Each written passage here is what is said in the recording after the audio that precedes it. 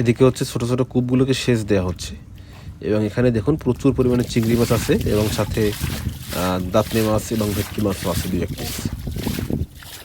আলহামদুলিল্লাহ, কি দারুণ মাছ।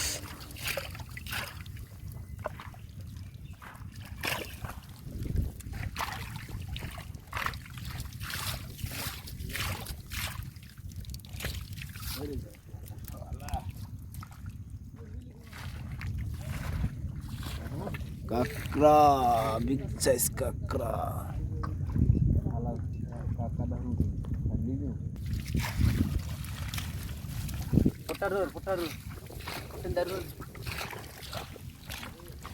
এদিকে ছোট একটি কোষ দিয়েছিল, সেই কোষের ভিতরেও বেশ ভালো পরিমাণে চিংড়ি মাছ পড়েছে।